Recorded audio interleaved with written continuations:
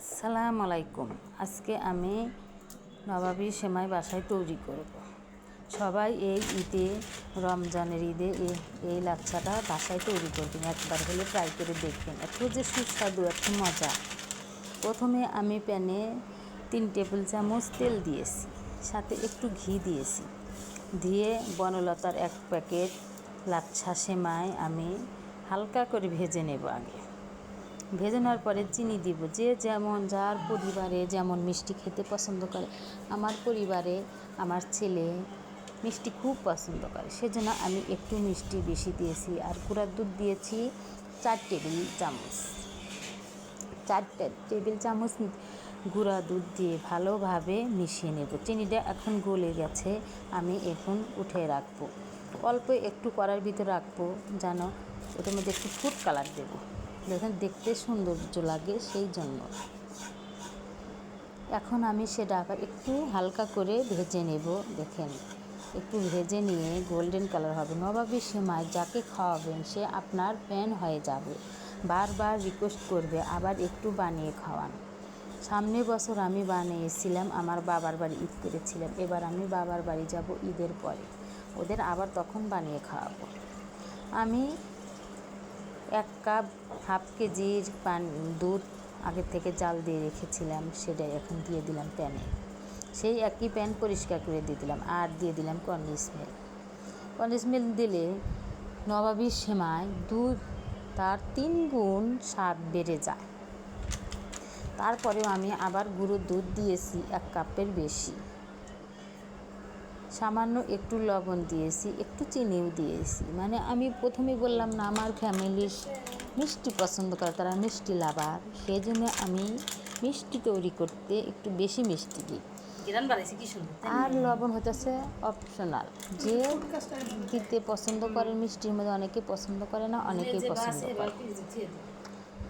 দুধটা ফুটে আসার সময় আমি এখন দেব কাস্টমার পাউডার। এই পাউডারটা দিলে দুধ ঘন হয়ে আসে, একটা সুন্দর ঘ্রাণ বাড়ায়। দেখেন কি সুন্দর ঘ্রাণ বাড়াচ্ছে। এখন এরকমভাবে নেড়ে চেড়ে নিয়ে এখন আমি অল্প অল্প করে একটু করে ঢেলে দেব আর মিশিয়ে নেব। 1 হাত দিয়ে ঢেলে দিব, অন্য হাত দিয়ে আমি একটা প্যানে একটু ভালোভাবে মিশিয়ে নেব। এখন পুরাটাই দিয়ে আমি ভালোভাবে মিশিয়ে নেওয়া যে পর্যন্ত না মিশবে সে পর্যন্ত একটু নেড়ে চেড়ে নেব।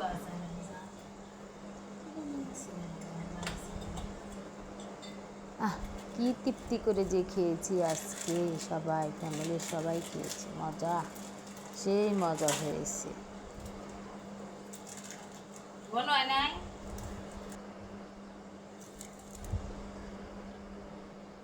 এখন একদম পারফেক্ট হয়ে গেছে, এখন আমি নামিয়ে নেব। একটু কর্নফ্লাওয়ার দিয়ে দিলাম, দুধ ঘন হয়ে আসবে, খেতেও মজা লাগে। একটু দিয়ে দিবেন, বাসায় থাকলে দিবেন, না থাকলে না চলে। একটু একটু করে মিশে দেবেন, একটু একটু করে মিশে নেবেন। আমার মেয়ে নাড়া দিচ্ছে আর আমি একটু একটু করে ঢেলে দিচ্ছি। আমার মেয়ে আমার সাথে অনেক কাজে অনেক সাহায্য করে। মেয়ে ছোট, তবুও সে মায়ের রান্নায় সাহায্য করে। আমার থেকে আমার মেয়ের হাতে রান্না দ্বিগুণ স্বাদ তার। সে এইভাবে রান্না করে সুন্দর করে।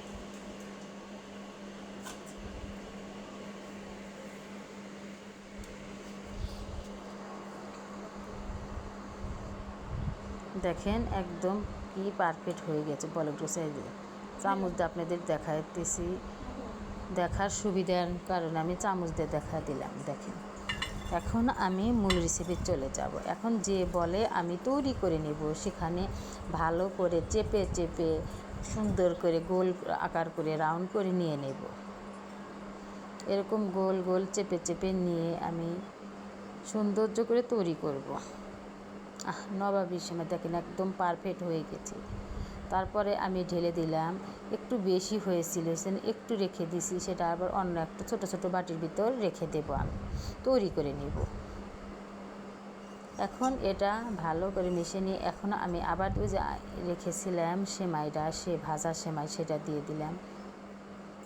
আর কালার সুন্দর করার জন্য যে একটা রেখেছিলাম সেটা এখন দিয়ে দিলাম, দিয়ে ভালোভাবে পরিবেশন করে নেবে একদম সুন্দর করে চেপে চেপে, কোনো জায়গায় জানি বাদ না থাকে। তারপরে ডেকোরেশনের পালা। আমার ছেলেকে দিয়ে গোলাপ ফুল এনেছি, আমার ছেলে তো অবাক, আম্মু গোলাপ ফুল দিয়ে কী করবে।